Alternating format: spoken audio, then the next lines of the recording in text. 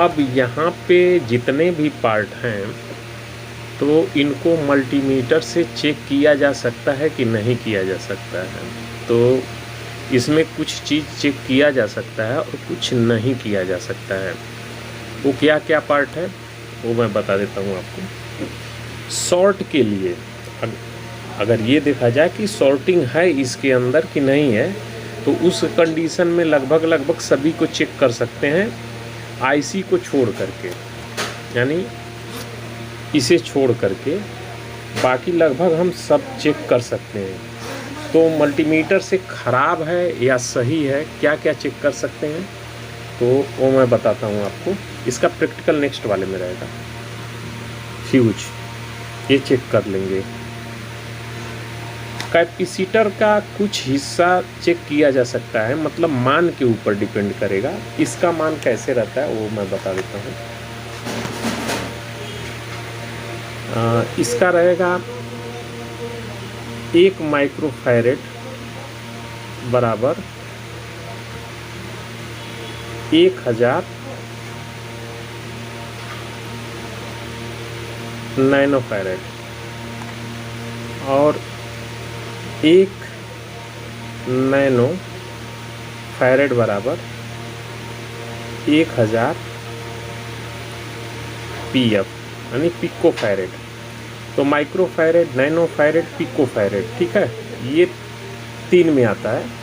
मतलब शुरू में पहले रहेगा माइक्रो फैरेड, फिर इसके बाद आपको मिलेगा ये नैनो फैरेड, फिर इसके बाद मिलेगा पिको फैरेड। अब इसमें चेक करने के लिए, अच्छा, इसमें पॉजिटिव और निगेटिव होता है, यानी पोलर होता है।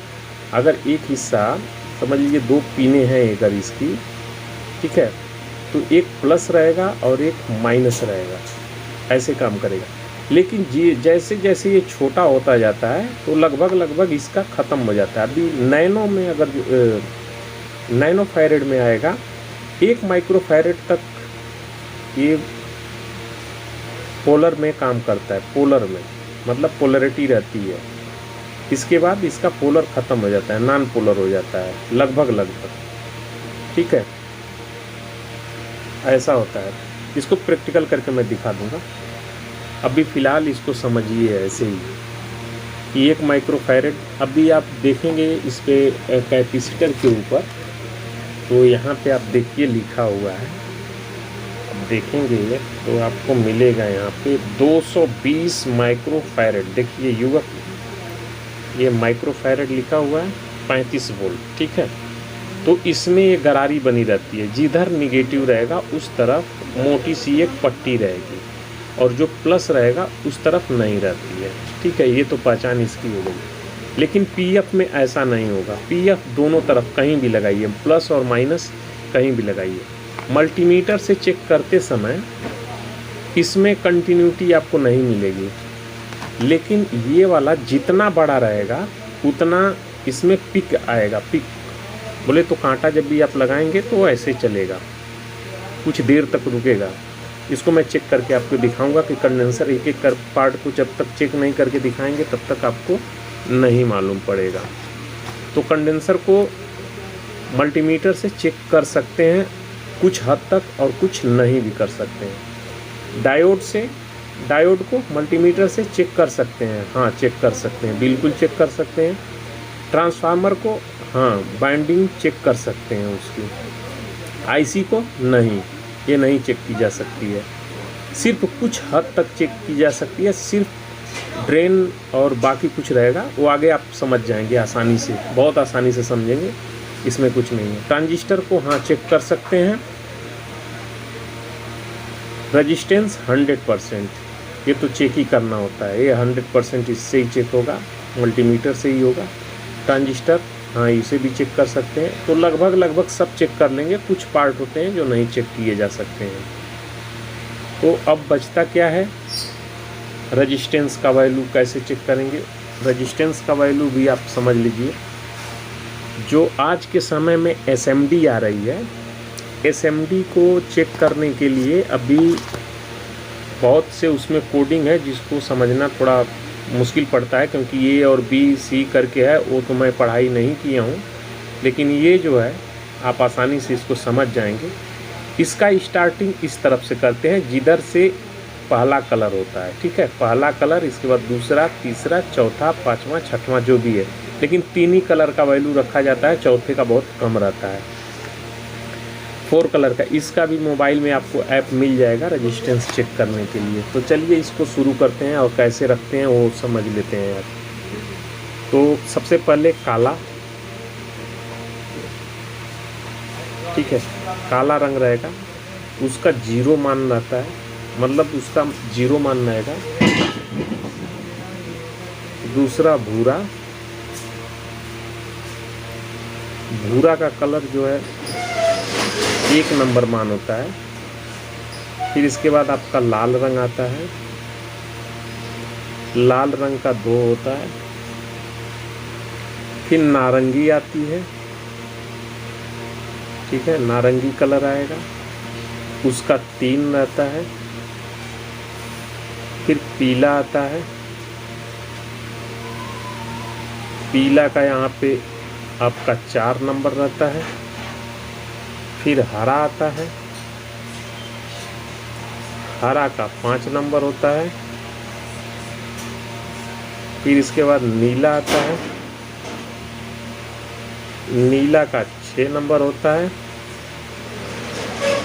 फिर इसके बाद आसमानी कलर आता है, आसमानी, इसका 7 होता है। एक ग्रे कलर आता है, ग्रे, ग्रे कलर या वायलेट बोलते हैं जिसको, उसका 8 नंबर आता है। और एक आता है सफ़ेद, ठीक है, सफ़ेद का होता है 9। अब कैसे रखते हैं वो आप समझ लो यहाँ पे। और रेजिस्टेंस कैसे चलता है, 1 ओम्स, ठीक है, वही 1 किलो, सीधे सीधे बोलते हैं ना इसको 1 किलो। तो 1 ओम बराबर 1 ही ओम।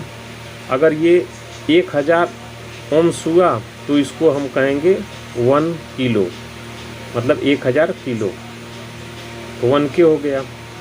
वैसे ही अगर 2 के हुआ तो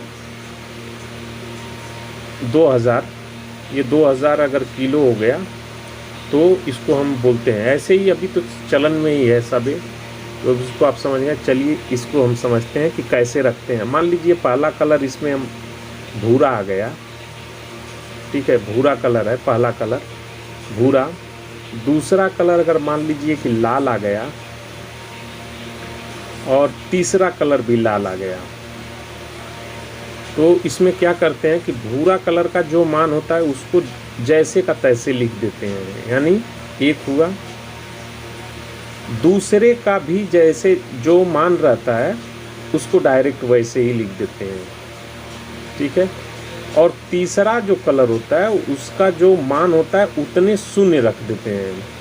तो 2 है तो यहाँ पे 2 शून्य रख देंगे, तो ये कितना हो गया 1200। तो इसको एक अलग भाषा में अगर लिखना चाहें तो इसको हम लिख सकते हैं 1.2 के, ठीक है, लिखा जा सकता है ना।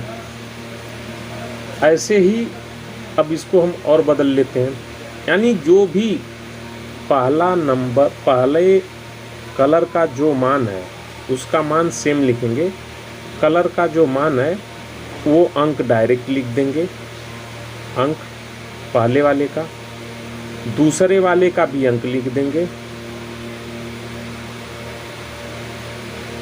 ठीक है, अंक, तीसरे वाले का जो भी रहेगा उसका हम उतना 0 लगा देते हैं, ठीक है, 0।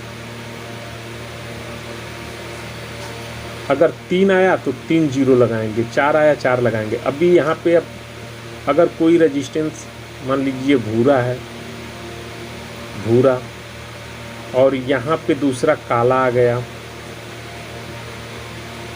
ठीक है, और फिर भूरा आ गया, तो इसका बनेगा 1, यहाँ पे 0 और यहाँ पे 0, तो ये हो गया ओम्स, 100 ओम्स की रेजिस्टेंस है ये, ठीक है।